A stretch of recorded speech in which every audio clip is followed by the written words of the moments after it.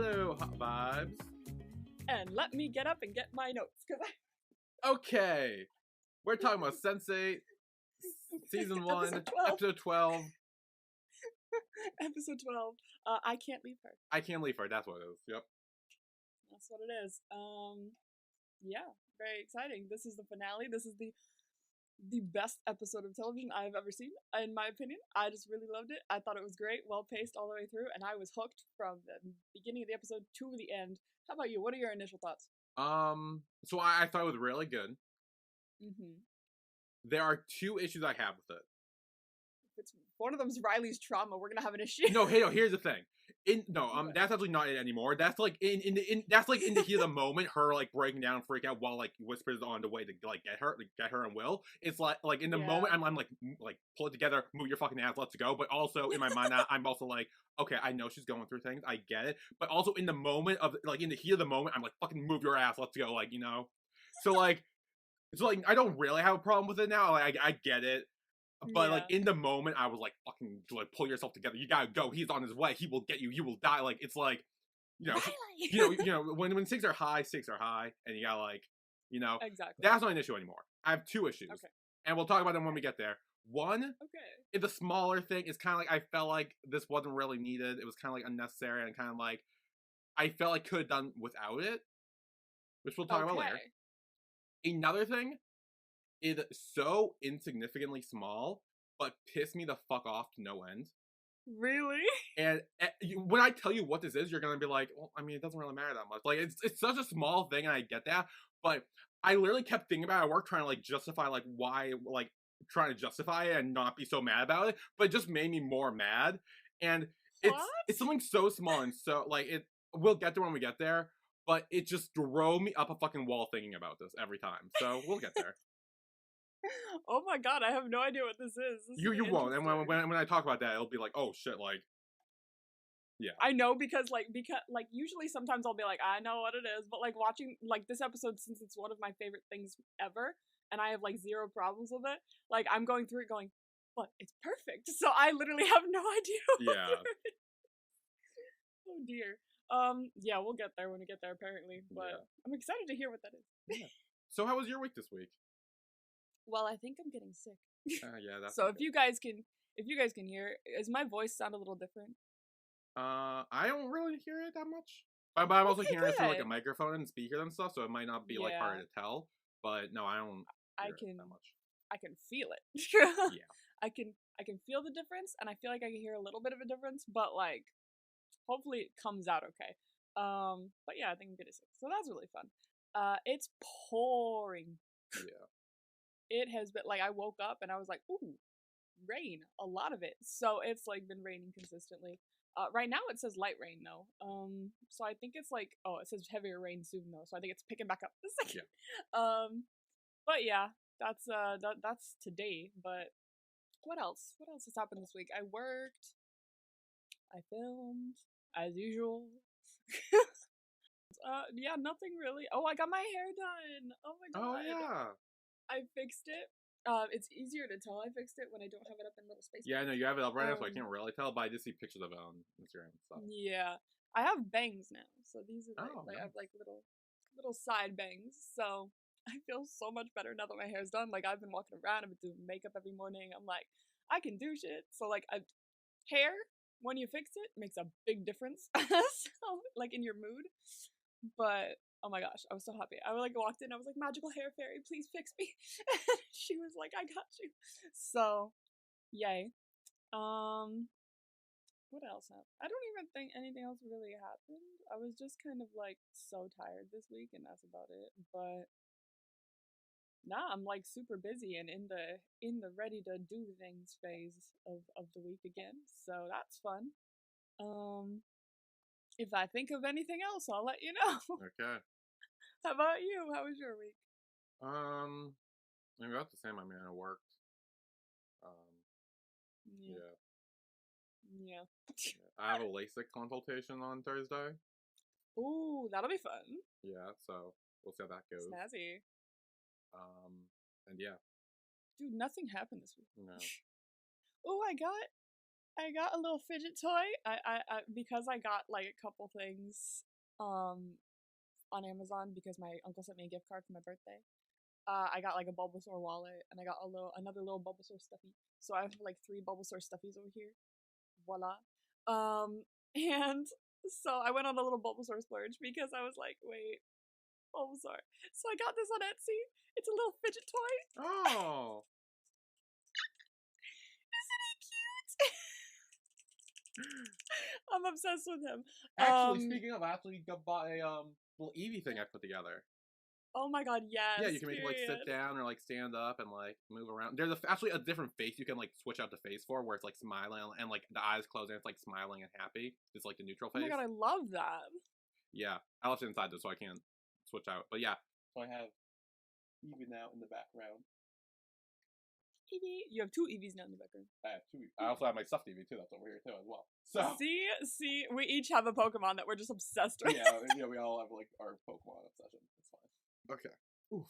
It's like become a thing in the past week where it's like literally all I've thought about is fucking Bulbasaur. Anyway. Yeah, I don't think anything else happened. So. Yeah. I have a corner now. Oh yeah, how's that going? Oh, nice. Corner. I still have to edit it a little bit because whenever I hit record on my camera, I'm sure you maybe noticed this too, it like makes it smaller. Like it looks like so much wider when you're like have a preview video up, but when you hit record it goes yeah, and it like cuts it like chops it in half. I'm like, oh. I was like, excuse me, I've put this entire thing up without hitting record on my thing, and now when it goes that, you can see like almost none of it. So except for ATs, which is fine. But so I'm gonna move it all down a little bit, and then I'm still waiting for like one more art print to put in there. So it's like a work in progress. Also, I think I maybe shocked myself with my new light. Oh. Because it came from Amazon, so it's not like the most expensive thing. And it says good vibes. And it's like a neon thing, right? And on the back, like, I was like, why isn't it turning on? So on the back, it looked like one of the wires was out of its little hole. And I was like, oh, let me just put it in the little hole without unplugging it. Should have done. And I was like, and it like lit up. I was like, huh. And then I was like, why did that scare me? And then I was like, whoa, I feel tingly. So I think I may have gotten shocked. But now, so I don't start a fire, I have taped it up so that it stays in there. Hopefully, it keeps flickering every once in a while, but I feel like that's part of the charm. And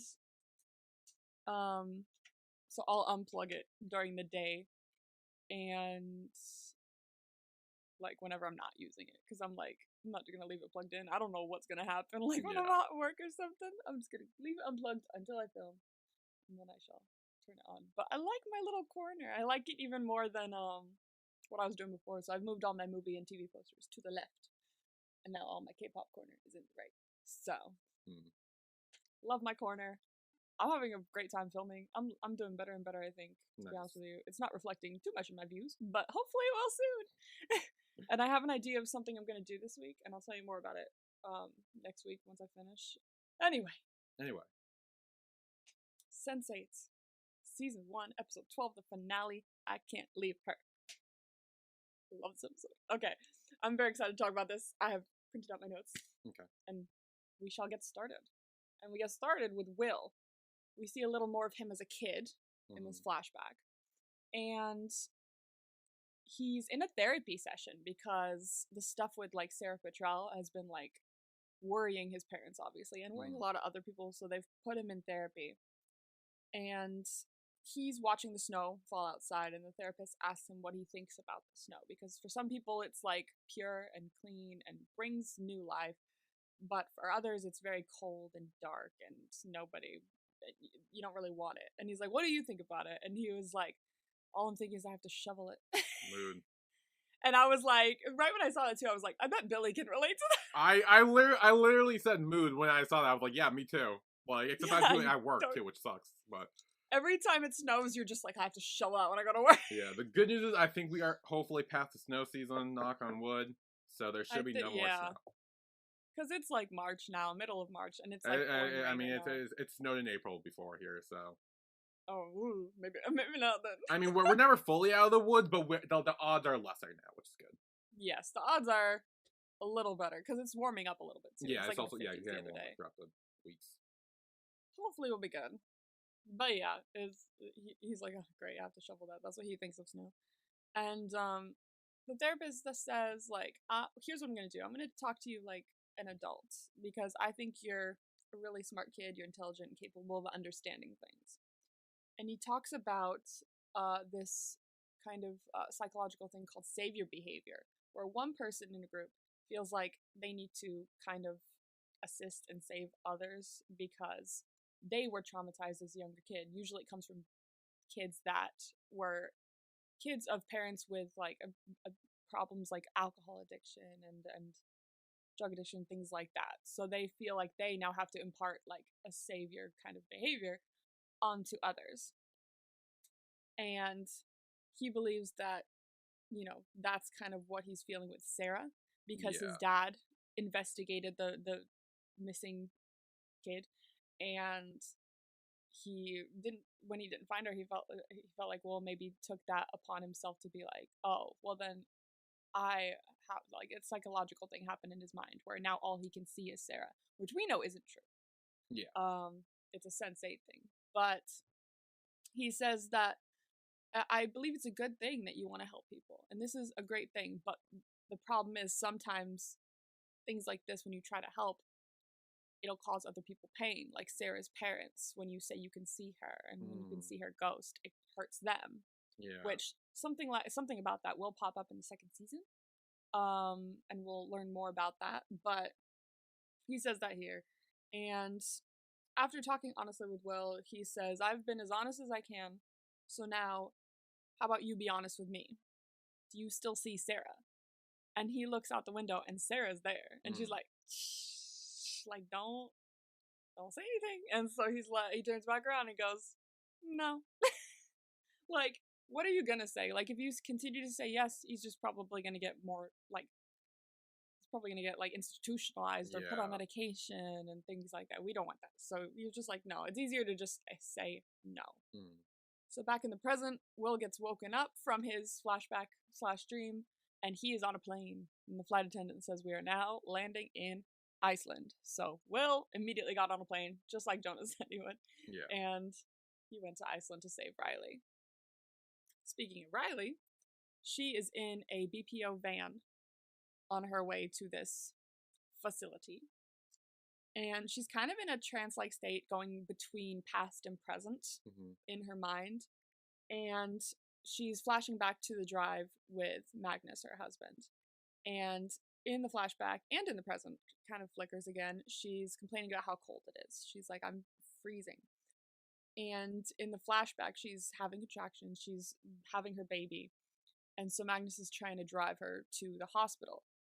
And he gives her coat, which we kind of have already seen, kind of in like flashes of the flashback, where she's like, I'm cold. He's like, here, take my coat. And Magnus is like, we really screwed up with that midwife. Like, oh, what a mistake. And she said, no, it's not her. It's me. I'm hexed. So this followed her throughout her whole life, her believing that she was hexed because this woman said she was, Ursa. And Magnus says, no, you're magic. And I'm like, what a lovely man. So sad that he dies. And as they're driving to the hospital, Magnus loses control of the car and it spirals off the road, flips and rolls several times down a steep hill in the snow. Not a good situation at all. And she kind of is back in the van now. She flickers back to present, or at least we do. And Magnus kind of appears next to her, and once again he says, "Come with me." And she really misses him because it's, even though she's like unconscious, she's still seeing him say this to her. And the flashback continues. Now it's kind of almost daytime. You can see the sun has risen a very tiny bit, so it's like getting to that point. So they've been in there for a while. And she wakes up, finds herself upside down, and has to take the seatbelt off. Magnus is already dead. His head hit the windshield. He's gone. And once she gets herself down, she checks on him to no avail because he's pretty much gone by that point.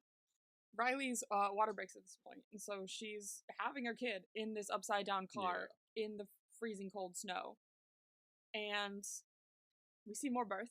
Sorry, forgot to mention.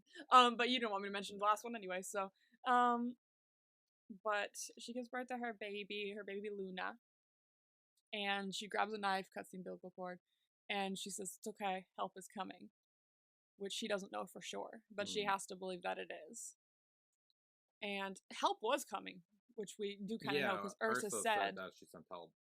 Yeah, she said she sent help. So I do wonder, like, what would have happened if she stayed in that car. But it had probably been in a couple hours when we see her next time in the car, because she does kind of pass out again or fall asleep again, and it looks a bit more frozen in the car. So I wonder what would have happened if she stayed in the car instead of going outside into the elements.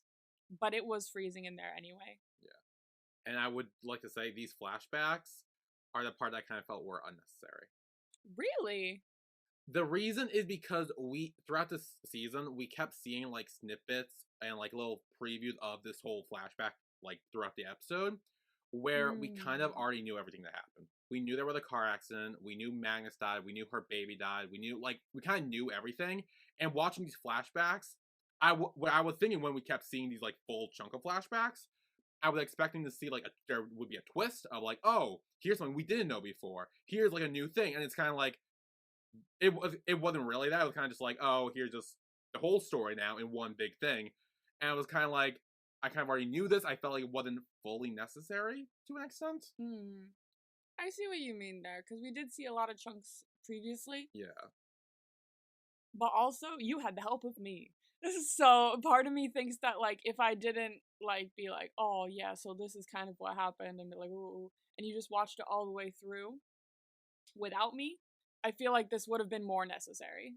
Because it didn't have a twist, that's true. I knew she was in a car accident. I knew that I knew, like, when she goes to the grave, I knew, like, her baby and husband died. Like, I kind of knew all this, like, it showed it in the show. Like, she goes to the grave, she talks about not wanting to drive, cause, like car stuff. We keep seeing the flashbacks to the cars. Like, I mean, while you did kind of help a bit, like, we still, like, in the show, like, paying attention to the show, you still kind of put all those pieces together, I feel like.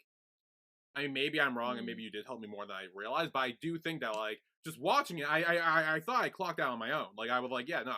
Obviously, she, you know, did the car accident, the husband dies, the baby dies, she survives.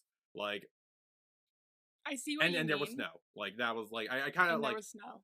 I felt like I put it all together on my own. Maybe you did help more than I realized, I don't know, but, yeah, I just felt like, because knowing what happened, seeing it all again, without there being like a twist, like I was expecting maybe a twist where like something did happen, like maybe the baby actually did survive or something, or like some like big plot twist where it's like, oh, actually, like it's kind of like, oh, you think you know the story, but you don't. Here's a little more info. It was kind of just like, here's a full recap of the whole story.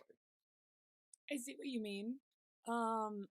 I think the only reason I feel like it was like necessary to put in the show was, yes, we knew the whole story already, but it was kind of to give him more emphasis and to actually see Riley go through each of these moments to really hammer home the reason why she's so traumatized and why she didn't want to come home, and also at the end of the episode why she doesn't want to leave that mountain, because she feels like she's still in that moment where she could save her baby, and to lose your husband and your baby in the same moment, practically in the same day, has traumatized her so deeply. And I think it is just there so that it can add to her character and add to the reason why she never went back and she didn't want to leave again once she came back. So I see why you think it wasn't necessary, but I countered that to her character it was necessary, but not necessarily to the story. Yeah, like, and I definitely see that, but again, to me, like, again, it was all things we knew. We knew how it went down, and I mean, I personally didn't see it adding anything. I felt like when we kept seeing the flashback and put it together before this, it still added to her character. This was kind of just like a refresher of what happened, which I didn't personally need. Maybe other people did, I don't know, but like, I didn't see as adding anything because it was already added to me in my mind. It was like all this stuff already happened to her. It was already added to her character. It wasn't new information to add to her character, but like I see why it could be seen as like a refresher to people or people who didn't pick up on it. But to me, it was kind of like, okay, I didn't know what happens. Like, let's speed this along. Like, you know. I see that. I see what you think. Yeah. Okay. Understandable. So, she kind of goes, or her mind, or our mind, goes back to the present, and Will is there, sitting next to her, saying, I'm coming for you. Like, hold on, I'm coming for you. That's mostly his, like, thing until he gets to her, is reassuring her. Like, I'm going to be there, I'm coming for you. Don't worry, don't give up.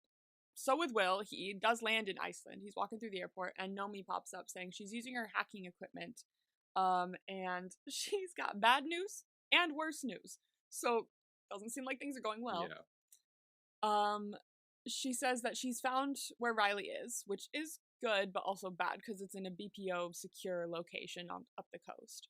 Nomi's worst news is that she's found a flight plan listing a single passenger, Dr. Ellison, whom they're pretty sure is Whispers. Yeah. And he's going to be landing very soon. So Will needs to get there fast. And he needs a car. Nomi says, oh, no worries. It's here. Amanita got one for you because she's helping out too. And Amanita is ride or die. They're both working behind the scenes over there, getting him inside this building. But before that, the car comes up and it's nice. It's a Porsche. It is shiny. It is red. And he was like, damn, when did I get expensive taste? And she's like, when I got access to Metzger's credit cards. So fair. Get a nice car. Get a nice car, right? And so the woman steps out. She gives him the keys, asks for his signature, and he gets in there and is like, okay, I need to get to this location. How? And she says, I put the location. It's kind of like blocked off the map. It's not on the map. It's secret. So she put the coordinates into the computer of the car, and says it'll, you can be there in 20 minutes. He said, I'll be there in 10. Fuck that. I will be there in 10. So he gets started driving to the location. Yeah. Back with Riley, she's still in her brain. And in the flashback, she wakes up, she sees everything around her is now covered in frost. So she's been in there for a bit. I can't even say how long, but everything is starting to freeze in there. Yeah. And I think she kind of thinks to herself, okay, if everything's starting to freeze in here, I'm gonna freeze in here. I gotta get out. Magnus is 100% dead. She hugs him before she leaves, saying she's sorry, which she doesn't need to. It's not her fault. Because she thinks she's still hexed, so she thinks it genuinely is her fault. So she cradles Luna. She tries to open the car door, but it's frozen shut. So she has to bash the window open, and her fist is like covered in blood. Why didn't she use a knife she used to cut the umbilical cord? I don't think. I don't really know if knives could break glass all them, but I feel like that's like something to protect your hand. Like, I mean, it's something. Maybe. Like, I would like maybe try other things first, and then if worse comes to worse, use your hand. But to be honest, I think it would take longer. And also, she was a little delirious from everything that happened. Maybe.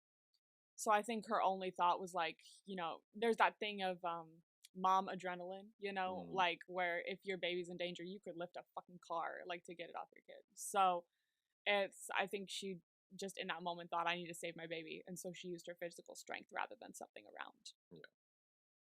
So she gets out of the car, and the mountains are like hazardous. Like, it's not just snow, but it's wind pushing the snow everywhere. So it must be absolutely freezing up there. And the high altitude adds to that. So it could be below, it's temperature-wise. And as she's walking, she's singing that song from her childhood that is, like, sad and traumatizing about, like, mothers losing their kids. Or I think it's about killing their kids. I'm not entirely sure. But, like, it adds a little to the situation because, yeah, similar. And she's wandering until the sun sets pretty much, and she realizes when she gets to the top of one of the mountains that she has no idea where to go. She doesn't see a road. She doesn't see anything. And so she looks down at Luna, who I think by this point may be dead. Mainly because of the cold and the elements, but like also this baby's had no medical care since being born. Like, anything could have happened to this kid. And I think by now she's dead, because when she looks down at her and apologizes to her, she's not moving at all. Yeah. And I mean, you can kind of come back from being frozen and cold but I think it was just too late. Yeah. For the baby, so she's tearfully apologizing to her, probably dead, and she just kneels down, lays down in the snow, and holds her baby close. Like, she's like, I'm ready to die. Yeah. Because I've lost everything, pretty much.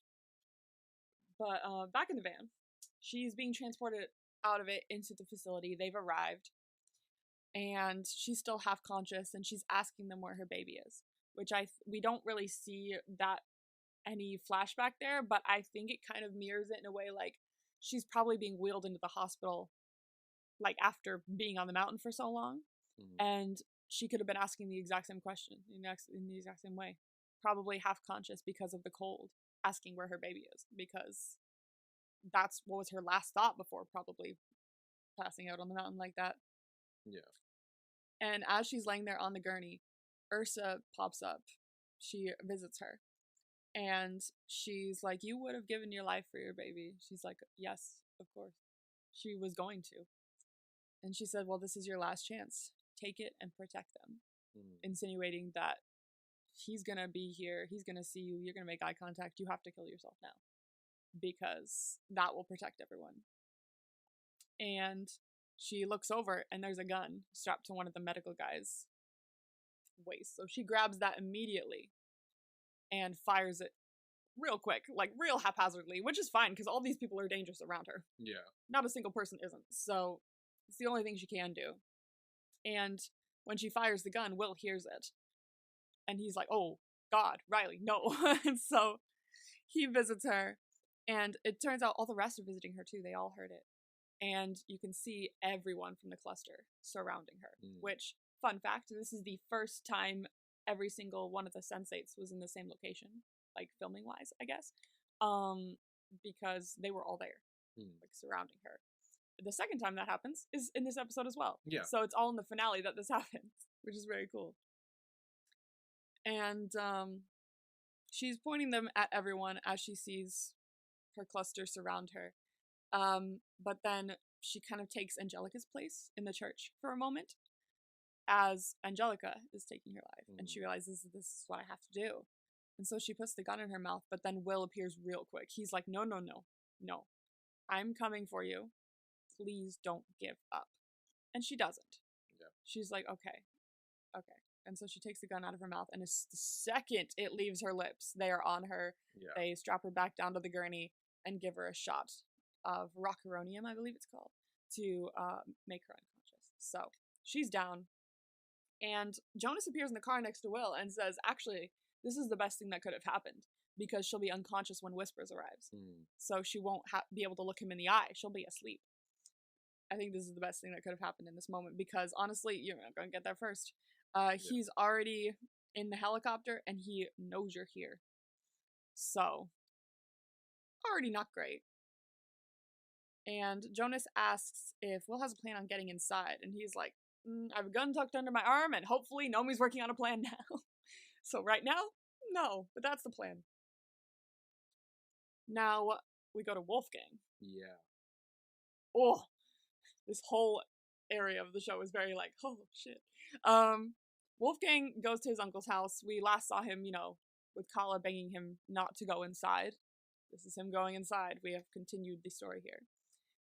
And he enters, and there's several armed men, including one who looks like he's been bashed in the face, who I'm assuming is the one who got bashed in the face by the toolbox that Wolfgang had at the hospital. Yeah. And he does not look happy. No.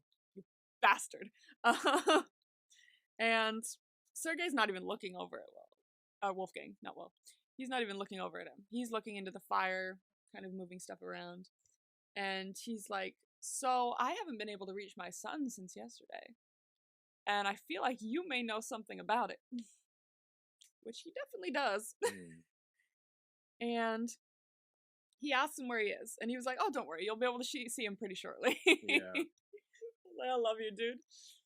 And Sergei's like, what are you talking about? And as soon as he says that, a guard pulls out a gun that he found after patting down Wolfgang. And Wolfgang grabs that real quick. That was part of his plan. He's like, grab it so I can grab it from you and take you all out. He pretty much takes everyone out. And also a stray bullet also hits or like not a stray bullet, probably on purpose, but he probably wanted to talk to him first, hits Sergei, his uncle. And he goes down as well. So everyone's down. And he grabs a gun from one of the dead guards, reloads it, and as he gets up to go somewhere else, upstairs maybe, Will's like, hey, whoa, hold on. He appears. He goes, wait, I know what bullets sound like when they hit Kevlar, so be careful, because that guard's gun is gone. And so I was like, oh, shit. Someone's still awake. Yeah. And it turns out to be his uncle, who sits up real quick and goes to shoot at Wolfgang while, like, screaming because he's like, you killed my son! Yeah. Fuck you! He calls him the C word, which I won't say on the podcast because some people find that stressful, but I love that word. Oh, I didn't notice he said that. He did. He said, you fucking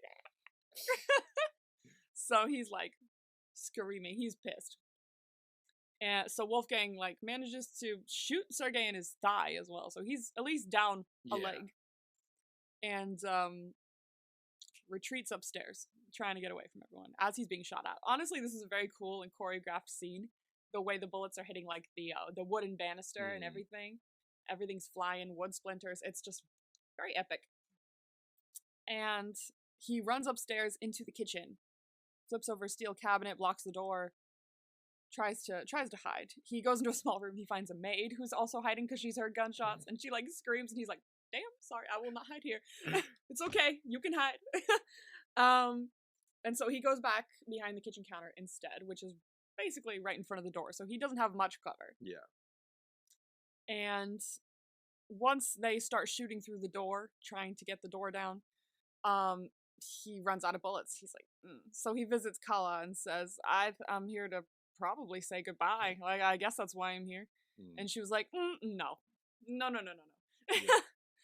Yeah. She joins him in the kitchen and was like, this was your plan? To just go in shooting? He was like, how was I supposed to know he was wearing a bulletproof vest? Who wears a bulletproof vest in real life? Well, that's why you always shoot in the face. Like, you can't wear a bulletproof vest in the face without them noticing.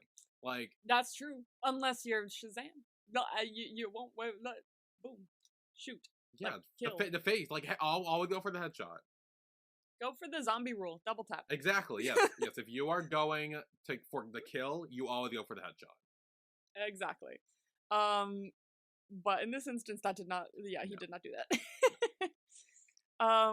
So he's there, and she says, okay, I have a plan, because I'm smart. And I'm not like Sun, she says. I don't know how to use my fists, which kind of carries over from the last episode when she says she puts everything to her fist. But that doesn't mean I don't know how to fight. Love that.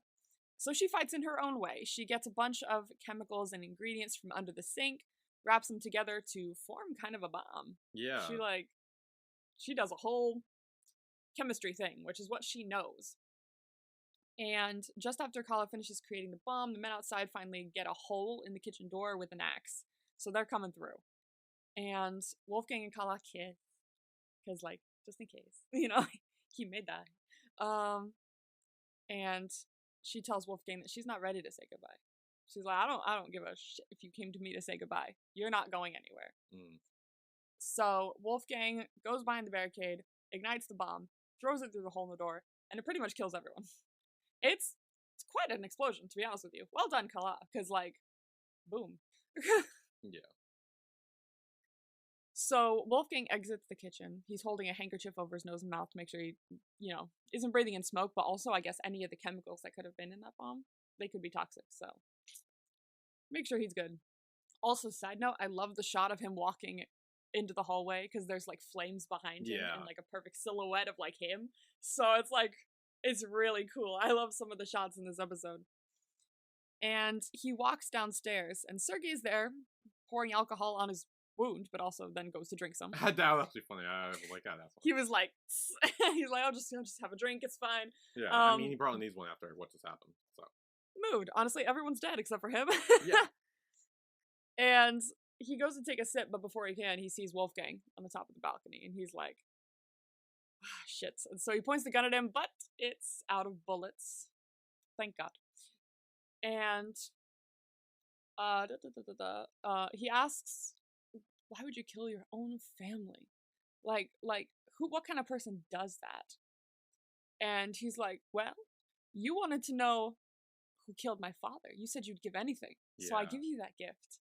I actually really like this reveal of him actually killing his father, because we didn't know this up till now. Yeah, because I was watching, I was like, oh, that's so good. Like, that's such a like shocking like twist. Because like, I figured he would want to kill his father. I was happy he's dead. I didn't realize he was one to do it. That's really cool.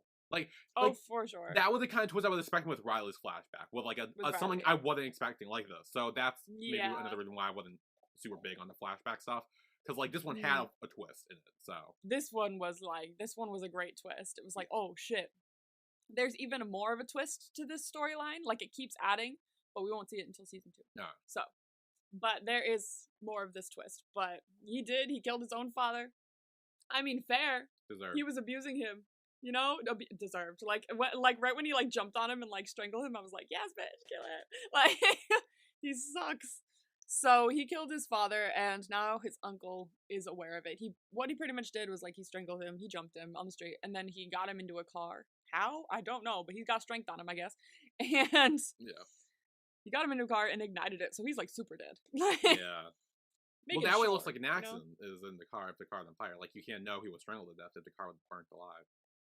Yeah, it could be construed as an accident, but anyone, like, probably around his family would be like, that's the most suspicious thing. Well, no, I mean, like, you won't know it was strangulation that killed him. Like, if he's that too. Like, that's the like where it's like, oh, yeah. Yeah, because they could probably be like, oh, the you know, the amount of pressure that, like, he got strangled with or something could be, like, construed of this kind of build of the person who killed him. Or maybe his DNA is on him, and that's why burning him alive, it gets rid of the DNA. Exactly. So, Dad's dead. Great. A lot of dads dying in this. Yeah. So, in the present, Sergei is horrified. He just says, why? Why would you do that? And he said, you know why. You always knew, and still you did nothing. Which will be part of the twist in the next season. That kind of adds to this. So it's not just that his father was an asshole. There's more of a reason as to why his father was an asshole. Not why, but, like, more that makes him an asshole still. I just assume it was because he was an asshole, or like the 5 rules that they always say. Like, the uncle said it too afterwards or whatever. So I assumed that was just like the reason why. Like, it's like, oh yeah, you fight, and then that's what I thought too. Yeah. When I first watched it, and then you see more. All right. And it does flash back to this moment, I believe, when you kind of find out more about this. And you go, oh, so that's what he was talking about. So this could have totally just been, yeah, he was an asshole. You know why. He hurt me all the time. But once it flashes back in the next season to this, it gives more of, like, an oomph as to why he did this. Yeah. He goes on to say, you said your blood was in my blood. Well, so is his. My father was a monster. And so are you. And so am I. I love that. This scene is written so well. Like, I love it. It's so good. And his uncle's like, oh, take my watch, like, anything, like, please, like, don't kill me. But he's not listening, and he shoots him several times, point blank, in the face. So headshot in the face. There headshot. you go. That's a way to kill. Headshot. He was like, there's Kevlar there, so let's not aim there. Yes, headshot. Always go for the headshot if you're looking to kill. And he does not just, oh, bang, kill, headshot. No, yeah. He goes ham on this guy, like, it's messy. Honestly, same. Like, honestly, yeah. Okay, maybe I shouldn't say that. But, like, I was gonna say, like in the situation of someone who you hate, like, that much, who has like your whole life, like, you let out your anger in that way. Yeah. Oh yeah. And yeah, you just let it. I mean, there's no like, everyone else here is dead except for the maid, probably. But I don't think she's gonna do much. Except for the maid. Poor maid. She's gonna have a mess. Yeah. Oh, she's gonna be busy. Girly. But he when he's doing it, he has this, like, crazed look on his face. Like, he doesn't. Well, yeah, he's a monster. Exactly. That's the point. That's the point they're trying to drive home with this moment. And he turns around after, and Kala is there.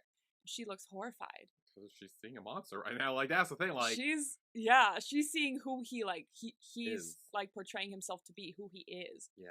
And he's like, no, it's not just all the kisses and loveliness. Like, that is me, but, like, this is me. Like, I have killed people. Rajan. That's why you have to marry Rajan. He says it so matter-of-factly. Like, obviously I'm horrible, so don't be with me. Yeah. Like, wow, what a moment. Like, he doesn't have to say anything else. It's just like, that's why you have to marry Rajan. Just like, oh, what are you doing here? No, that's the one thing he says. Yeah. And it's so impactful like that, I swear.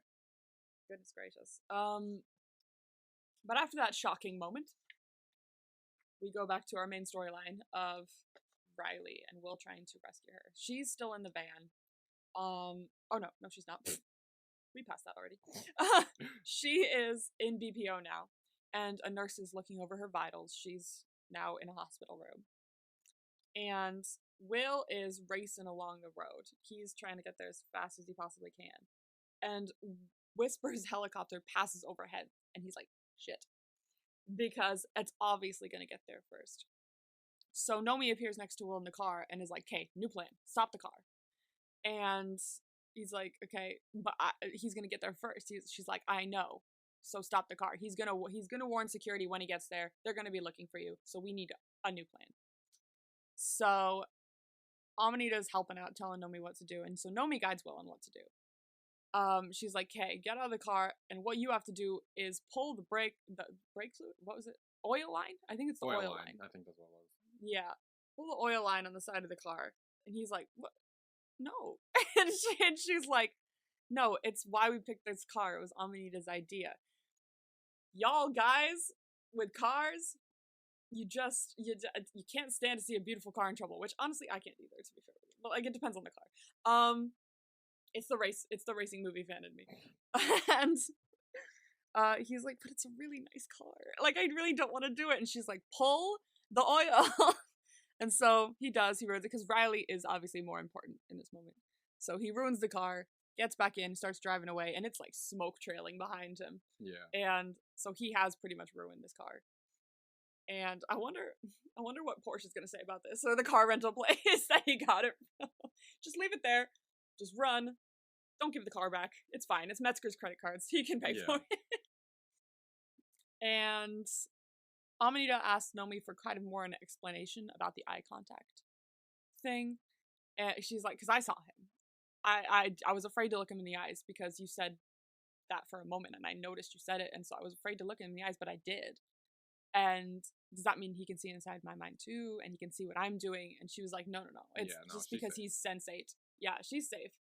And Nomi's like, except for the fact that she's gonna be a fugitive for helping me, and this equipment could very well get her like 20 years in prison, and there's a murderer out to get all of us and everyone we love, so is she safe? And Amanita's like, hey, no, it's totally fine. Safety's always been highly overrated in my book. And Will kind of notices this between them. Is like, you really love her. It's like, yeah. So yeah, once again we see their beautiful connection. And at this moment, Will arrives at the facility, and as expected, the men are all like, there's like 3 men in a line staring at it going, it's only a year-old, man. This poor car. This poor car is in so much smoke. But like one of the quotes I like a lot, for some reason I say this in my head like a lot when I'm just like, oh dang. It's like he's running into the facility, and a guy's running kind of out as he goes in. So to keep the facade, he's like, oh man, you gotta see, it's totally fucked up. Like, he pulls that out really smooth. Very good job. Smooth up. This is the part that pissed me off. Okay, why? Why is the part that pissed you off? I have a whole ass soapbox for this, so get ready. Okay. This was so fucking stupid. What do you mean? This show up to this point, I think this is, besides the whole Sensei cluster stuff, this is the most unrealistic thing in the show that has happened so far. Really? It's so incredibly stupid, in my opinion. The fact that these like highly military guards are all distracted. They're not. Or like, hospital workers, like, like security, really. They're security. Right? Yeah, they're security adjacent. They're security. They're supposed to be protecting the place, make sure no one gets in. They're all so distracted over a car that's like burning. That's so stupid. Like, that is such a I feel like that was such a stupid way for them to get inside the hospital or whatever. it was just so, like, I figured it would be about this. I figured it would be about this. it's so, like, and also, like, even Will, like, earlier when he's like, when Nomi's like, okay, break the line, and he's like, oh, but it's a nice car. It's like, he dropped everything to fly to Iceland for Riley, and now there's like a car involved, and he's like, oh, well, actually, maybe I should, like, I felt like they were going for more for the comedy route, but I felt like they didn't need to. Like, this show is so smart, and this being the way they actually get inside the building is because, oh, the guard, they're all, security's all stupid, and like, oh, a car distracted them, like, burning. It's like, oh no. Like, I felt like that was so stupid. That was such a dumbed down way to get it out, in my opinion. Like, I see what you mean. I felt like I got really mad by this because I felt stupid watching it, and not in the way where smart things are happening and I just don't understand it. In the way that the way that I was supposed to believe this was the actual way this is how they got it. It's like something you would see on like Nickelodeon or Disney, where like, oh look, the guard, they're dumb. Like, let's distract them with something stupid. Oh yeah, look, there you go, easy, blah blah blah. Like, it felt so stupid. Like, I felt so stupid watching it because I was supposed to believe this is how they got inside. It bothered me. It pissed me off, and I fucking hated it. This is my least favorite moment in the show. Like, this, really, like, it pissed me off. Again, it felt like they needed a easy way to get him inside, and this was like, oh yeah, let's just do something stupid. And I felt like it pissed me off. I fucking hated this. I see what you're saying. I'm gonna try and talk about my view of it. Maybe. I definitely understand, and I definitely agree on some parts that, like, it feels a little, like, maybe out of place comedy-wise. Like, they could have come up with a better comedic thing where it's like they could have got him inside, but this felt a little, yeah, I do see what you're saying. I'm gonna go down my little point list of maybe why this is, like, makes sense in a way. I don't even know. They weren't like, as I said a second ago, they weren't like highly trained military guards. They were just security that like they like hired to keep the locations secure, I guess.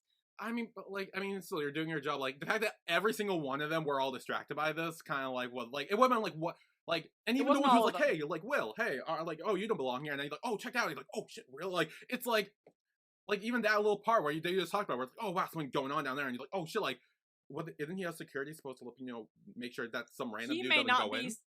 He may not be security, because all the security guys were wearing, like, green or something like that, and I feel like he wasn't. Yeah. So he could have just been a random dude. But I feel like this was just, like, not to get in specifically, because they have a way to get in a second that we'll talk about. This wasn't just to get in, this was just to make sure that, like, his approach wasn't noticed. And I feel like that kind of, like, aided a little bit in the very least, because otherwise he would have driven up and they would have been like, who are you? At least it aided a little bit in, like, having their mind stuck on something else. It's such a simple thing. That's why Nomi said, like, it's such a simple, like, little thing that could maybe take their mind off it for a second. Like, yeah, it's, like, stupid and so, like, so boring, like, in comparison, like, to the rest of the writing of the show. But she says, like, earlier on, like, it's such a base instinct of, like, some people to be like, oh, cars. So, like, I guess, but I didn't like that. But that would almost feel like they're, like, stereotyping, really. Is the fact that's like, oh no, guys can, like, watch their cars without it being, like, sad or distracted. It's like, and as a guy, I don't really give two shits about cars, so I'm kind of, maybe that's why I'm more, like, mad by this. Exactly. Like, but, like, it was just so stupid. Like, I didn't like it. Yeah, if you don't really care about cars, I definitely see that. I don't really care about cars, but whenever, like, a racing show pops up, I do care about cars. Yeah. So when I saw it, I was like, eh. So, like, and I'm not a man. So, like, point. I do see your point, for sure. But, and this was, like, yeah, it was 2017, so it wasn't that long ago. But I do see how writing has probably changed since then. I don't think they would have, like, put the same thing in these days, to be honest with you. Even though it's only been, like, what, 8 years? Actually, like 7 or 8 years. So I don't think they would have made the same, like, stereotype related joke now. But I see what you're saying. I definitely see what you're saying. And I just think of it as, like, not a way to get in, just a way to, like, sidestep just a little bit. Like, it wasn't like the mega plan to, like, get into the facility. It was just to sidestep them just a tiny bit, which is why it wasn't the big thing. But I see what you're saying, though. Like, I felt like well, like you said earlier, like it was just like a small like, little distraction, like to keep them out and not notice him. It's like, but when he got out and they're like, "Oh, who are you?" He could have been like, "Oh, I'm the like check the thing," like they do inside. Like he could have easily said that, and they're like, "Okay." And then when he scans his thing, and it actually works the second time, when he He didn't scans have in, it. like they could have been like, "Oh yeah, no, it works." Like it's kind of like it would have been more like, I don't know why they couldn't just done that. It would have been too risky to have too many people looking at you and being like, "Hey, hey, like who are you?" Like, "Oh, I'm this guy. Are you sure you're this?" Like also point to that he didn't have that yet. Until he went inside. Nomi was like, "We've just sent you something," and then he had it. Well, So he did not have this yet. Should have done that first. This was just so he wasn't as noticeable, even though it was a little noticeable, coming in to like the facility area. Like if he was driving up in a regular old Ferrari, they would have been like, red flag. But the Ferrari was on fire, basically. It was smoking.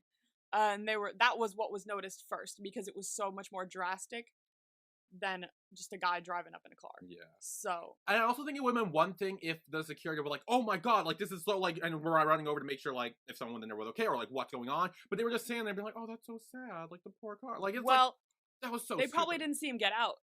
That was the thing. Like they didn't see him get out. I'm pretty sure because he was sneaking around the other cars. Yeah. So he probably got out, sidestepped, and they probably like went up and looked and like were like, "Oh, nobody's in that car," and then like, "Oh, damn, poor car."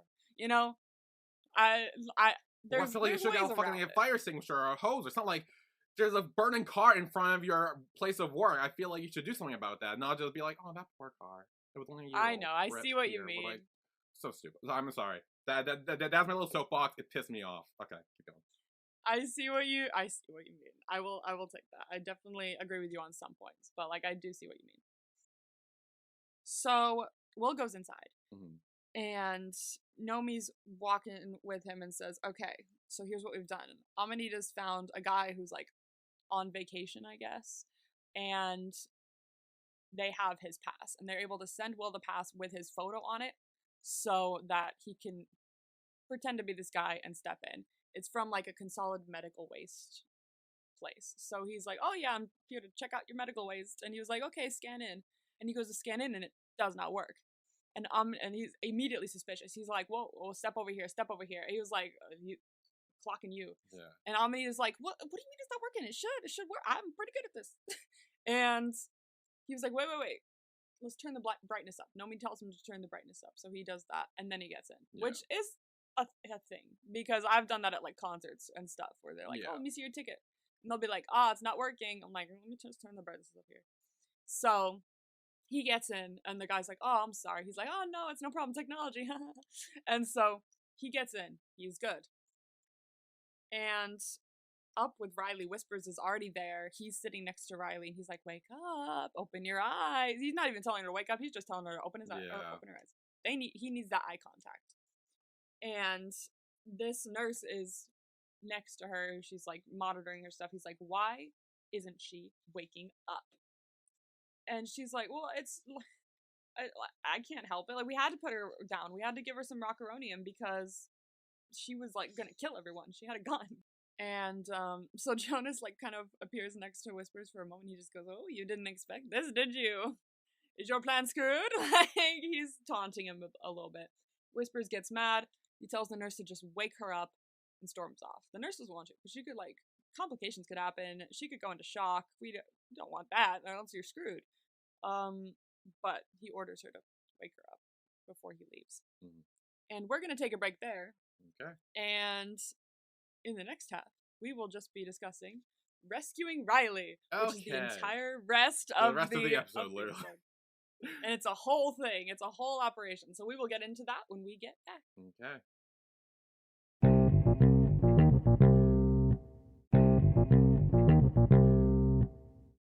And we are back with the finale of Sense8 Season 1. I can't leave her. Yes. We're going to be talking about Riley's rescue. Because it is immaculate. I flippin' love this entire final section of events. But first and foremost, Will is wandering around the facility. He's trying to figure out where Riley's room is. He doesn't know where to go. And Nomi's like, "I wish I could help, but I only have access to what Metzger had access to, and he didn't have the schematics for this place. He wouldn't have known that, and also she's just gone there." So But then Leto appears, and he's like, I can find her. No problem. And for a second, Will's like, who are you? Because the only time he's ever seen him is during the clusterfuck. So it's the only time he's ever really seen him. So for a second, he's like, wait, who are you? I definitely know you, but name? And Leto's like, yeah, we had sex. And Will's like, that's right. And he's like a little embarrassed. He's like, right, that was, and Leto's like, very special. I was like, I fucking love you, Leto. He's like, oh, gee, hey. And Nomi pops up. She's like, fellas, we're on the clock. Can we table this? And he's like, okay, let's figure this out. And he says, I'm very good at secrets. Don't worry. And he is. We know that. He's good at what he does. And he grabs a doctor's uniform and goes over to the nurse that has been helping Riley. She's in like their break room. I want to say room, but it's like super open. So he goes and he's like, oh, gee, what a day. And she's like, tell me about it. And he's like, oh, can't he be difficult? And she's like, oh, Dr. Ellison. Oh, yeah, he's very good. And he says, oh, he tells me I should watch you because you're very good at your job. And she's like, me? Like he's I feel like he's flirting with her a little bit, trying to. Oh, absolutely. That's the way to go. Yeah. Absolutely. And so her ego and her like things like that, it's helping. Like if she didn't have one, then we'd have a problem. But like it's feeding to her ego a little bit when he says like, "Oh, he said I should watch you," which is why it works. And she's like, "Oh, really? I didn't even think he liked me." It's like, "Oh yeah, welcome to my daily life." I thought I was gonna be fired too. And he's very smooth with this. Well done, Lee. Yeah. He says, "Oh, it's hard to find someone, who understands how hard this job is. Someone who is also very attractive." And she's like, "Me?" So Leto's working his magic. And as he's like, "Oh, I gotta get back to work," he like is walking away. He's like, "Oh, yeah, what room is she in again? I don't want to get like fired, And she's like, "Oh, 620. He's like, "Oh, right. See ya." So they have the room number. Super simple, super easy. Well done, Leto. Very smooth. And while this is happening, Whispers is watching Will kind of like make his way into the facility, around the facility with all the security cameras. He's reviewing everything. He's like, clever. And the one guard is like, I don't even know how he got past our security. And it's like, probably Nomi. She probably gave him all that credential stuff. So he pretty much knows a couple of the sensates already because he's like, yeah, she did it. And now, although they've managed to enter the facility, Will and Nomi are kind of clueless at the moment as to how to get out of the facility. They're like, well, we've got in. We're just still trying to work on a way out. We're not entirely sure. But Jonas is going to help with that. He says, at this moment, an ally in the facility is now pretending to have a heart attack. So an ambulance is going to come to get them, and that's how they'll get out. They'll run down, go to the ambulance, get out of there. And we'll hear more about this ally in the next season, actually. Okay, I was going to say, because we never meet this ally. No, not it's yet. It's Ursa, correct? Because she's the only one in Iceland, I believe. Yeah, it is Ursa. That's what I assume, because I'm like, wait, because we kind of see all the sensei do their own thing, like, mentally. Yeah. But they're not here physically, and I'm like, okay, the only other person we know who is involved in this in any way is Ursa, so I kind of figured. Yeah. And plus, having a heart attack, she's like an older woman, so like having a heart attack is more... It's more believable. Yeah. And, that yeah, I mean, it's a fun little reveal in the second season when she goes, "Oh, when I did this," and she's like, "That was you." Like it's a fun little reveal, but like, yeah, you guessed it. So I'll say it was Ursa. So she's pretending to have a heart attack, so an ambulance will come and they can use it. At the same time, Whispers is visiting Jonas and asks Jonas where Will is, and he's like, he's sneaking away behind you. Like he's being really like, he's trying not to tell him everything because like the only way he can really tell him, which we see later, is kind of with his mind when he's being tortured. That's how Whispers can enter. So Whispers orders a double on the guard outside of Riley's room on her floor. And Whispers kind of visits Jonas again. He's like, I don't like games. And Jonas is like, it's a pity, I love them. So he's doing his best to like keep true to himself, even though he's being like tortured relentlessly. He's like, nah, fuck you. So I really love Jonas in this. He's doing everything he can to help. He's watching Will walking around the facility at the same time. And Will finds Riley's floor, but 4 guards are outside, kind of like the door to her area. And he's like, shit. He's like, there's 4 guards. And right when he says that, Sun walks by. Is that all? I love that. That might be my favorite line of the episode. Oh, that all? Is that all? That's one of my favorite lines. Like, not even just lines, just moments in this whole show where she just like, she's so nonchalant when she walks past him. She goes, oh, is that all? Is that it? Just 4? All right, cool. That's not that much. I thought way more than that. So she walks by and continues to approach them. And as Will/Sun is approaching them, Jonas kind of appears to go, look, he knows where you are in this facility. Like, he's about to come and get you. And she says, okay, cool. Give him a message. If he thinks he can stop us, he's going to need a lot more men. Yeah. I will kick all their asses. I fucking love her. She's amazing. After she kicks their asses, because obviously she does. Obviously. One of them, like, flies over the banister with a nice little comical scream. The other 3, she just makes sure they're down. And then she, like, doesn't even need the credentials. She kicks the door open. Yeah, she's like, fuck it. Fuck this. What a badass. And so Will approaches Riley. Like, you can see him approaching behind the, like, what is it called? Like, oh, like, not opaque, but, like, kind of, like, foggy glass, foggy, like, hospital curtains, whatever.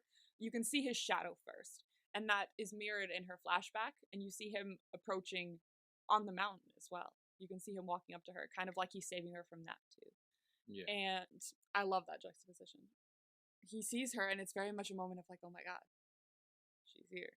And the second he, like, puts his hand on her head, it's a big moment because they're so psychically connected in such a strong way that, like, they're trading places. It's like it's flickering, and they're like, oh my god, like, this is strong. Like, Jesus, like, being in the same place at once is really, like, overwhelming in a way, but in a good way. And we get this, like, nice little flashback montage of them, and it's really sweet. Like, I like Will and Riley. Like, I love them a lot. They're not my favorite couple in the show, but I really like them. But seeing this flashback moment at the end of this season made me appreciate them more, because I was like, wow, they really have, like, just popped in and talked to each other a bunch and just, like, really made this really nice connection, and it just makes you love them more. So I really love the flashback. I really like this moment. I will say, however, again, maybe because the stakes were so high in just, like, especially this whole hospital chase moment or whatever, like, I was kind of like, no, maybe like, okay, we're on a clock, like, wrap it up. I know. Because, like, honestly, it was, I believe, like, it was still not that long of a time. Like, I don't even think a minute had passed, but it do they felt kiss at longer. all in this, or am I stupid? I thought there were, like, a moment where they stop and kiss or something. I don't know. Maybe like on the mountain, but no. Other than that, no. Okay. Yeah. Never mind. Okay, then maybe no. Okay, never mind. Yeah. It was. Because there were a lot of times in this moment where I was kind of like, okay, we are on a clock. Come on. Yeah, I know. Like, let's wrap it up. Come on, keep going. I don't even think a minute passed, to be honest with you. Like, in Showtime, there was, like, more than a minute of, obviously. Yeah. It was, like, a minute, maybe 2 minutes of them going, whoa, like, flashback, duh. Like, it was all of that, but I think it was, like, in their reality, it was more like a time stopped kind of moment. Yeah. Like, it's slowed down because of this, like, big moment. So, they're still moving fast. Don't worry. They're still moving fast. Okay. Yeah. But this moment needed to happen, definitely, because it was the first time that any of the sensates were in the same room together, like, physically. And he also imagines her in the same room that Sarah Petrel was in. So it's kind of like this moment is still following him of, I could have saved her. It's like that guilt is still following him. That this is kind of helping that, where he's like, okay, now I have kind of made up for that in a way. So he picks up Riley. He's like, gotta get you out of here. He leaves before anyone gets there, any of the backup, and gets her into a side room. And both Will and Nomi are like, we really need her conscious. Like, I can't carry her out of here. They'll notice. And they'll probably notice that she's in a hospital gown as well, running out. But, like, I feel like they'll notice it more if he's carrying her, for sure. And it'll also slow him down. So Kala appears in that exact moment and goes, I know how to wake her up, no problem. But you can also see that she's still kind of upset. She's crying still. She was sniffling, which is interesting to, like, connect the scenes like that. Like, she walks in and sniffles, as she says, I can wake her up. Well, I'm wondering if this and the Wolfgang stuff were happening like at the same time. That could have done. That could have very well happened at the same time. Like this could have been like literal moments after she watched Wolfgang like brutalize like his uncle, and then she's like, okay, time to move on to this. Let me wake her up. Exactly. Yeah. Whether it happened at the exact same moment or it was like a bit later, I really love that they connected the scenes like that. Because if she walked up and was just like, I know how to help her, it wouldn't feel as like real in the show, because obviously she would still be upset, and they thought about that, which is great. I really love that, whether it's an acting choice, a writing choice, mwah, period, amazing. So she's putting together like a drug cocktail. She's like, this is the only safe agent that would be able to wake someone up from rocuronium, but she combines it with a little adrenaline to really get her awake and alert. And she says it's going to be a little violent, her waking up, but this should wake her up. And so Will sticks it into her, and Riley wakes up real fast. She wakes up with a start, and she's like, oh, about to like scream as well. She's like, oh wait, whoa. Will, you cannot be here. She's immediately like, you gotta leave, you gotta run. He's like, no, I told you I'd come for you. I came for you. And so while this is happening, Whispers is administering electric shock torture to Jonas, and that is how we see more now of what they meant like throughout previous episodes of, oh, he can get into your mind and see, like, he can kind of connect to me and know where you are, and maybe know where Nomi is, and things like that, because he uses torture. Like, he'll do that with anyone, and it'll enable him to kind of see through them to the sensates that are around them. It'll make them think about the sensates. It makes them more susceptible to thinking about the person he wants them to think about. So he now knows that they're planning to escape in the ambulance because he sees it through Jonas. All he has to do is ask him the question, and Jonas will think about it, and Whispers will see it. So yeah, so it's not good, and he looks bad. Like, he's got blood coming out of his mouth and everything. He's being tortured really badly. And Nomi says, okay, you need to get out of here. Get in the elevator. The elevator. Dun, dun, dun. Thank you so much for sending me that. You sent me, like, what's funny is, like, you sent me that, and then you just kept going throughout the rest of the episode. I mean, when it started, I figured I'd go till the end, and then I didn't. It was great. I was like, oh, hell yeah. I was, like, watching you. So they run into this elevator to get away. Whispers is pursuing him at the same time. He's like, find them. We got to get to them. So he wants them both alive as well, obviously. And so they get into the elevator. It has glass sides. So I noticed that. I was like, oh. Shit. So the elevator starts descending, and as it's passing one of the floors, Will just turns his head to the right, makes immediate eye contact with Whispers.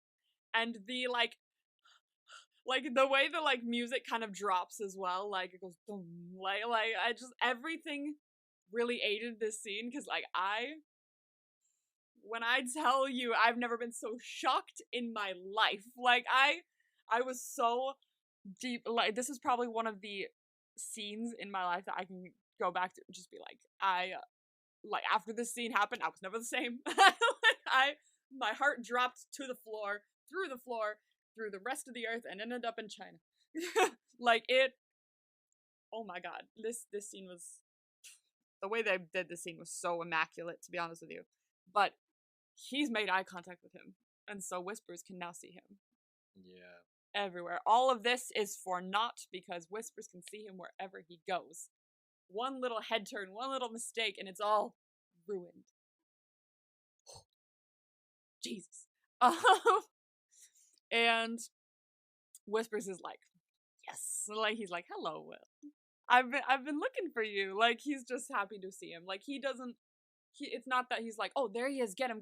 It's just so calming, because he's like, oh, no problem then. I can just see you wherever and get you later if need be. So they reach the basement and enter the ambulance, and he's like, keys. Where are the keys? I need the keys. And Capheus appears and just like, oh, no problem. The Van Dam's been stolen many a time, and we've found many a way to get it back up and running again, to steal it back.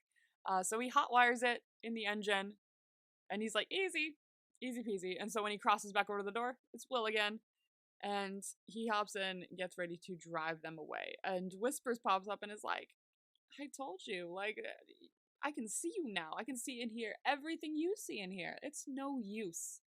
You've lost. And Will is not having it. He's like, I don't care. I'm doing everything I can to get her out of here. I'm not trying to think about that right now. And when Will looks over at Riley, she realizes that he's really scared. She's like, I don't think I've ever seen you this scared before. It's like, yeah, everything's probably just about to blow up in our faces. Terrified.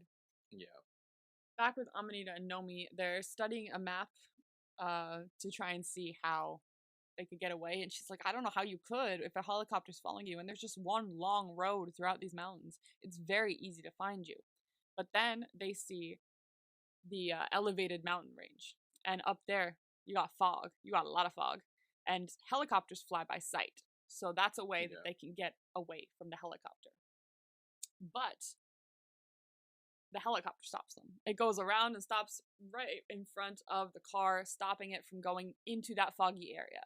And Whispers is like, you're not really gonna kill us all. You know, you're an officer. It's not in your blood. It's not in your anything. Like, you can't do it. And he's like, oh, maybe I can, but I know someone who can. And it cuts to Wolfgang sitting in the driver's seat, like, yes, this man is insane. Correct. Like, yes. He will fully kill everyone if need be. I love that everyone helps in this. Like, it truly is a group effort. Not one person is left out. And even Wolfgang has it's such like a small moment of like, yeah, I'll drive past a helicopter, but like it's also a big moment of like he's the only one that can really like be like, screw you, I will gladly drive headfirst towards a helicopter. He's the only one that would have done that. So, well done, Wolfgang. And I like how he's smiling when he does it too. Yeah, he's like, I don't care. I don't care. It's fine. He knows someone who does. So he takes over, driving straight towards the helicopter. At the last moment, the pilot's like, shit, chicken. And he flies up. It hits the helicopter a little bit, so he kind of skims it. But they are able to drive past it into the fog. So they're safe for now. But then Riley realizes where they're going. She's like, no, not here. And he's like, well, we have to go here. We have no choice. And she's like, please don't take me here again. So all of this trauma is flooding back into her brain, into her chest. And she's flashing between the two moments in time.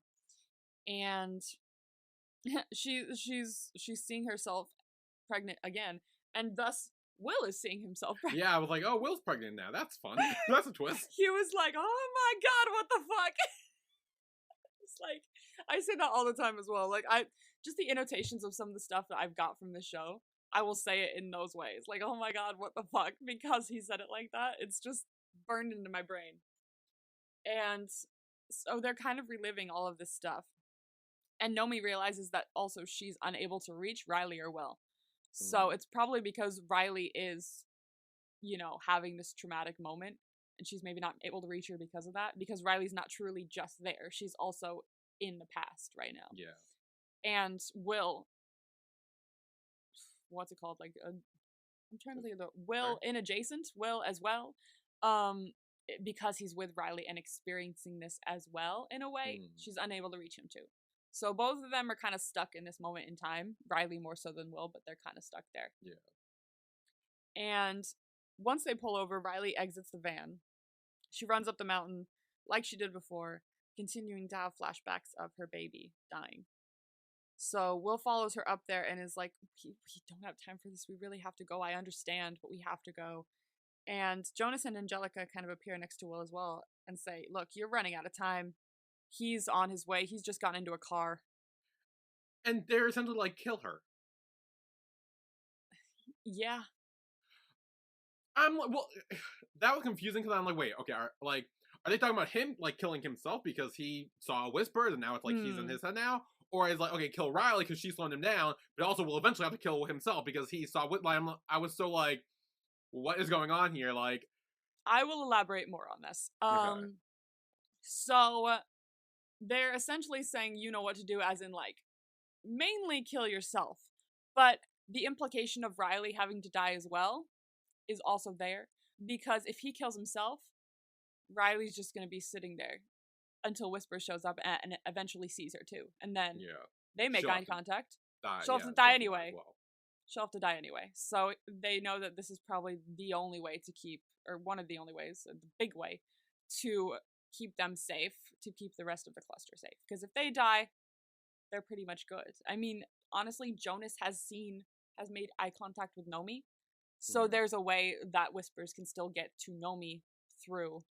Yeah, but that would take time because he's in Iceland, she's in San Francisco. Yeah, that would take a little more time. That would take a little more time, so they'd have a way to maybe get around that.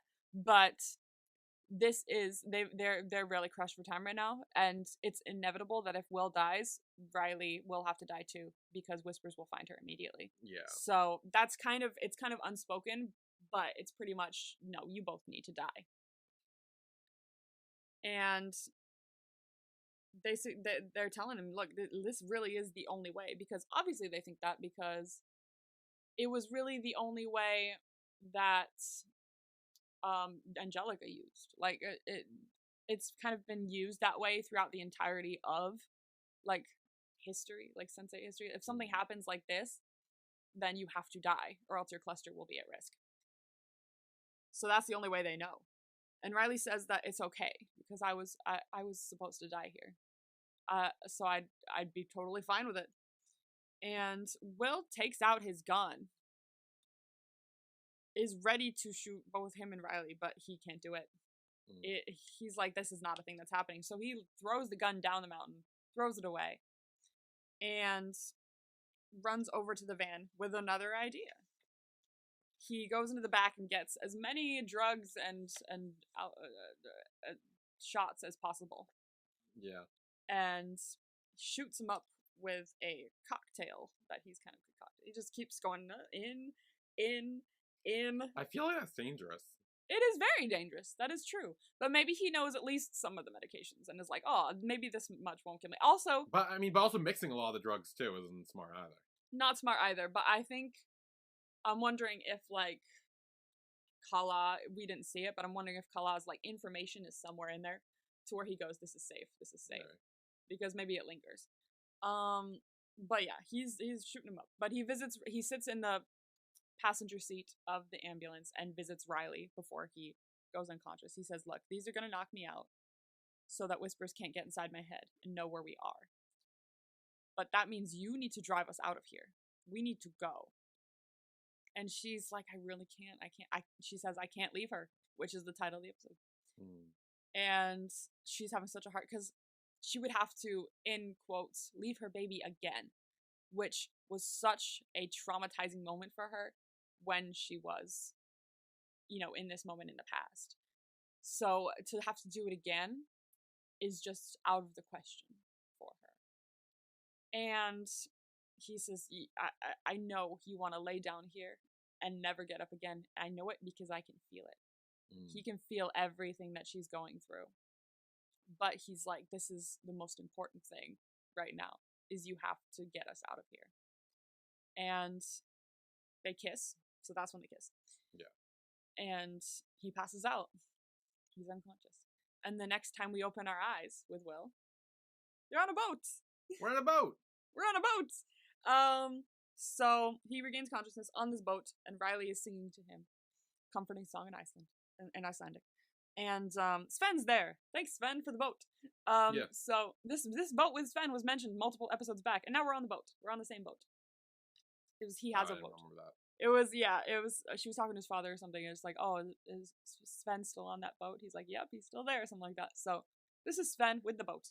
So she knew that he would be able to help. And he does, without really asking too many questions, which is really, like, it shows how, close her family and her friends were in Iceland.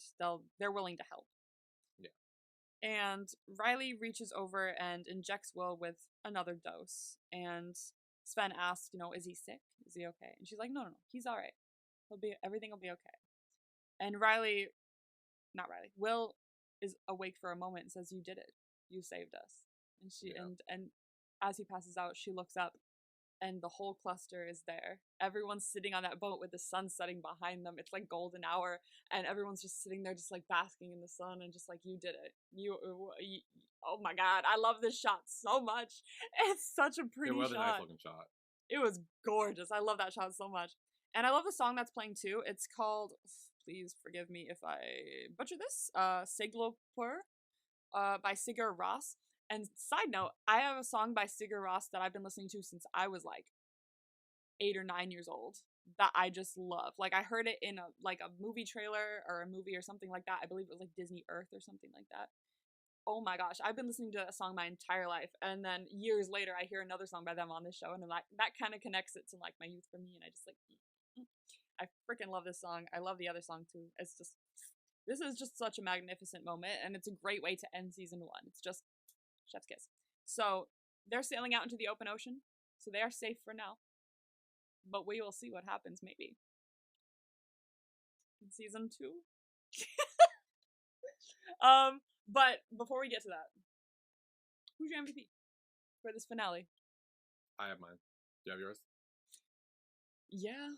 I mean, I feel like there's only one for me that I have to say.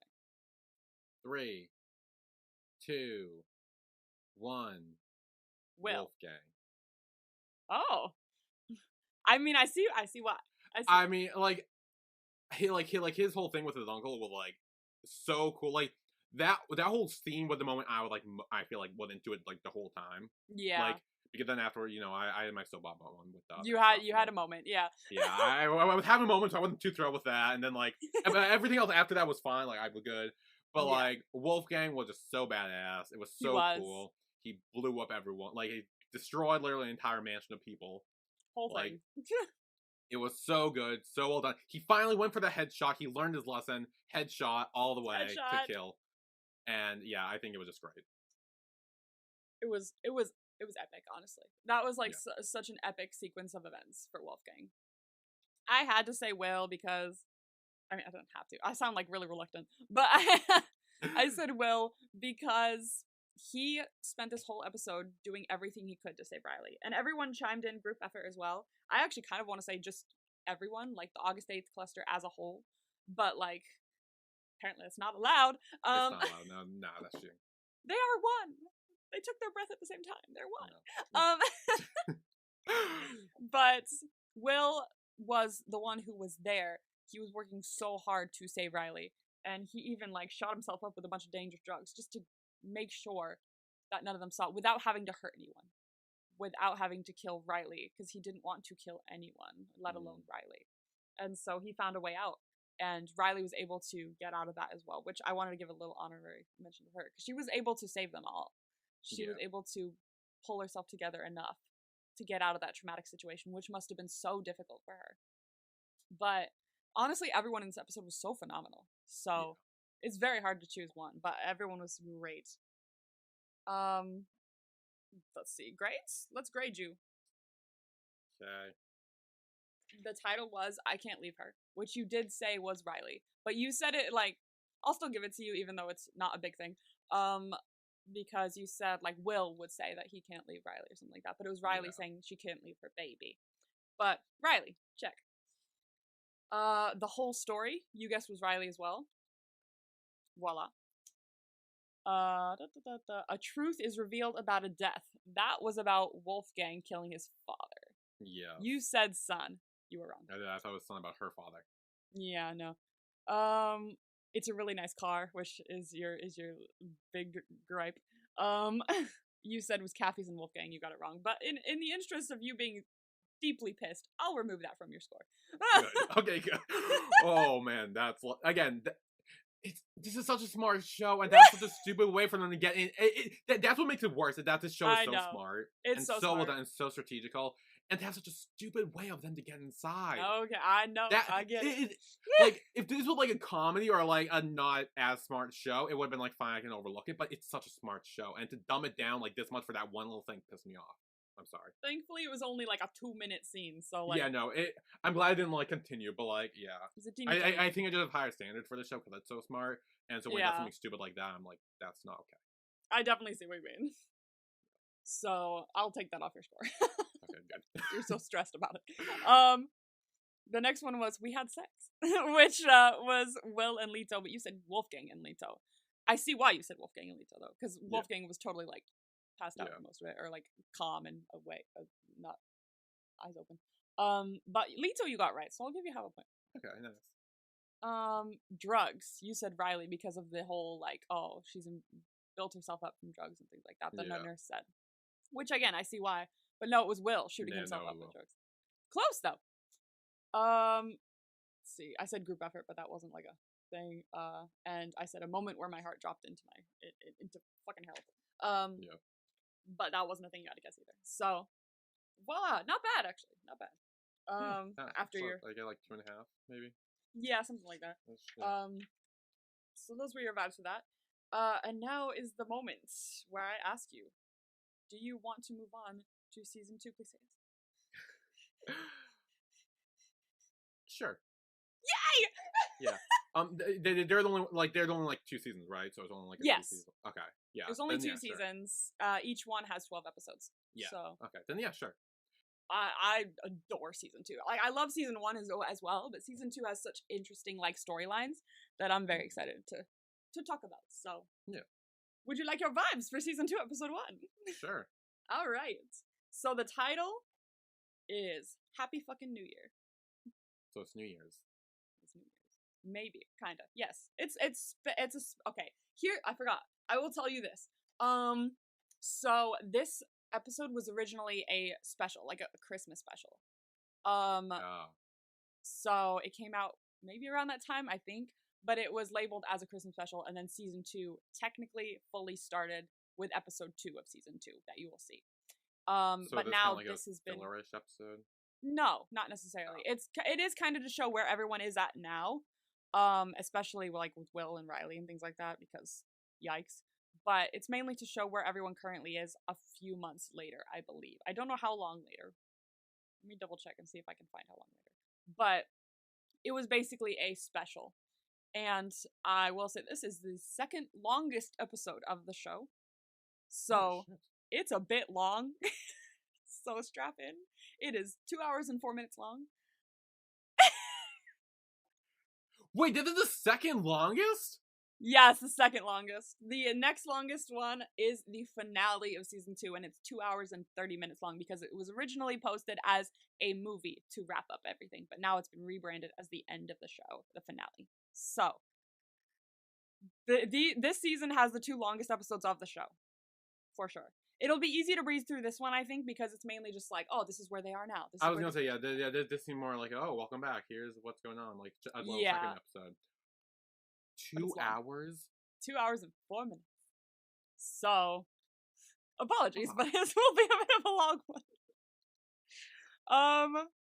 Let's see. Let me see if I can find, like, I know that, like, once mentioned, like, someone was like, oh, no, is it the special or this? And one of the writers actually came forward and said, no, it's definitely 100% the start of season 2. So, it was originally released as a special, but originally now it has become the start of season 2.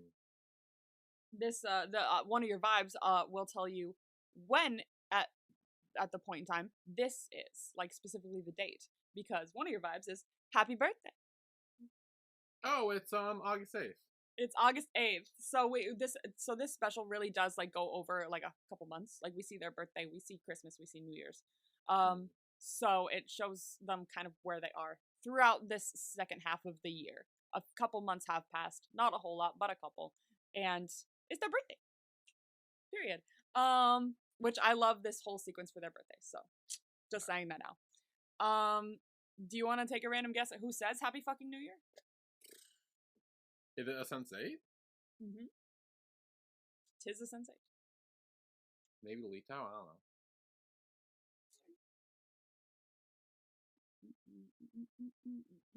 It's okay, you don't get great on that anyway. So the first, I don't want to give you this vibe because I know what you're gonna say. Oh, god damn it. Leaked. What? Leaked. Leaked? Leaked. Leaked. Leaked. Something gets leaked. Majorly. Is this what I think it is? You said season 2 she was better! No, she is! This is just the fallout from season 1. This is the continuation, okay? This is like the 100% leak. This is the 100%. This is okay, so the pictures got leaked that Danny took of them having sex without their consent. Chill. Okay. It's true! There was no lie in that sentence. I know, it's true. I know. It's just like, I swear to God. Okay, I swear to God she's better than this. So leaked. Okay, yes. Okay, let's just say Leto. I think you're gonna say Leto, so I'll put it down. Leto, so, Danny, you know what I'm thinking. You know the vibe. Yes, I do know the vibe. Happy birthday, which I already told you. And also, fun fact, there's a new actor playing Capheus. Oh. Yeah, it's an actor change. Apparently, I'm not gonna speak on fully what happened because I'm not 100% sure. No one really is. But apparently there was like a what was it called? Like creative differences, I guess that's what they labeled it as, between the actor who played Capheus in season 1 and Lily and Lana Wachowski. So I think specifically Lana. I'm not entirely sure. But there were creative differences, and so he left, and now a new actor has come in to play Capheus. So you will see that change, and you'll be like, who the fuck is this? Okay, good. Thanks for warning me. Because I'd be like, it's Capheus. The first time you see him, I'm pretty sure, he's talking to Jella, and they do make it quite obvious. Because he's like, you look different. Like, you know, like, so you will know who it is. They kind of aid you and go, don't worry, this is Capheus. But new actor. You ready for this one? Clusterfuck 2, Electric Boogaloo. Oh, yay! Is this everyone? Or, like, most people? I mean, well, here's the thing. I'm trying to remember because I didn't fully watch the scene. Well, how many people are in it? I need to guess. Fuck, okay, hang on. I'm assuming Nomi and Leto are back in it because they're both, like, dating people.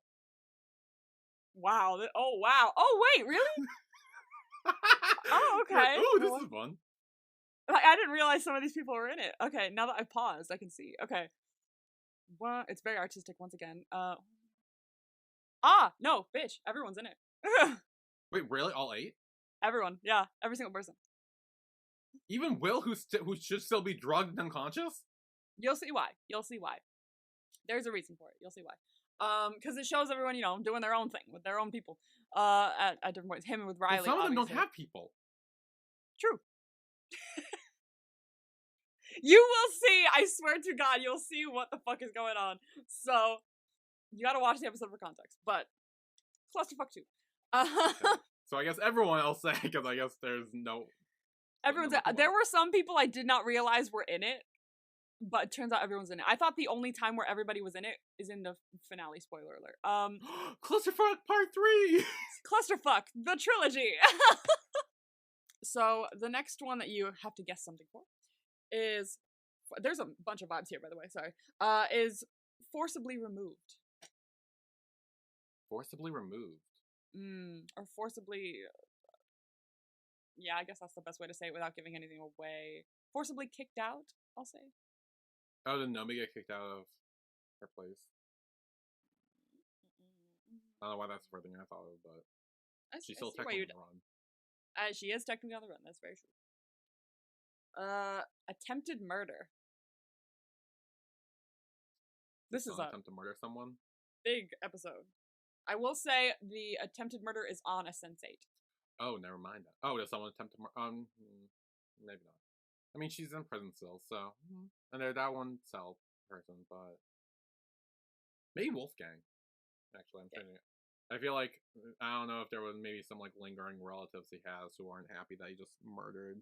Yeah, maybe. Place, yeah. Like, you just killed a bunch of people? Next one. This is a roller coaster of vibes, my friend, because the next one is an injured penis. A what? What? An injured penis. Did this happen before or after the clusterfuck? That's a wonderful question. I think... Does it get injured during the clusterfuck? Is that what happened? It has nothing to do with the clusterfuck. Okay. So that narrowed it down to a few people who could be, I'm assuming, right? Injured penis. But the injured penis is not on a Sense8. Motherfuckers! I will say that. I said I narrowed it down. They're like, actually, I'm like, motherfucker. Actually, that could help narrow it down still. Maybe depending on sexual preference. Maybe. I mean, all of them are technically like, oh, whatever. I'll go for it. What do you think? Oh, fucking with all the clusterfucks going on, I don't fucking know. There's a lot of hot dams in this episode. I'm gonna tell you right now. Okay, well, hopefully no one comes downstairs when I'm watching this in the living room. For the love of God, watch it somewhere else. I'm begging you. That's where I am in the mornings when I watch the episode. Is either in the living room or at work. I'm not watching it at work. Christ. All right. If my brother comes down, I'll switch off, put on something else in the background, and then when he leaves, I'll turn it back on. Or I'll watch half of it one day, half of it the other. It's fine. Well, there's like noises, so if you're gonna do it, turn it down if you don't want anyone to hear. I got it. Don't worry. It's fine. They'll be like, what are you fucking watching? It's fine. I got it. Oh, I have to do it before Thursday, too. Oh. That's something to know, because that's my consultation for my eye LASIK, so. I should probably not do it then. Because I normally do it on Thursdays, so. There you go. I'll do it Wednesday. Anyway, injured penis. I was trying to find the right way to word it. I mean, that's a way to word it. That's a way. Maybe, like Lito, Hernando gets an injured penis. I don't know. Maybe. I was trying to think of guys associated with the sensei who could get an injured penis, and Hernando kept popping to mind. So I don't know. I will say this because this was like labeled as like a special, more like there are some more comedic moments in it, like. Okay. But they still work with the show. But it's more, there's more comedic moments in this special than there are for good chunk. I'm honestly, season 2, it kind of balances it out really well. I think between like any kind of comedy and the drama, like it balances it out well enough so that you don't see it mainly during the big moments. I mean, you do see some during the big moments. We'll get there. But anyway, yeah. Anyway, so you said Lito. Okay. Bug. Oh, Bug's back. I'm assuming. Bug's back. Yes. Bug's back. I'm pretty sure I know what you'll say with this anyway. Yeah. No. He's associated with one sensei. Know me, yeah.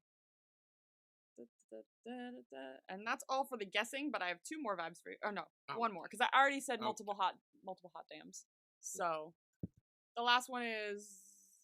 I'm not going to say it because it actually means nothing. I just wrote it down because I thought it was pretty. But... And it also plays into the whole, like, oh, you see multiple, like, seasons throughout this. Like, you see August 8th, their birthday. Yeah. You see, like, Christmas. You see New Year's. So, that is basically the vibe. But, ta-da! Season 2, episode 1. Really long, but really exciting. Really fun. Okay. There's some good moments in this one. A lot of good, like, montage moments between all the sensates. I really enjoyed it. It felt very, like, cohesive and, like...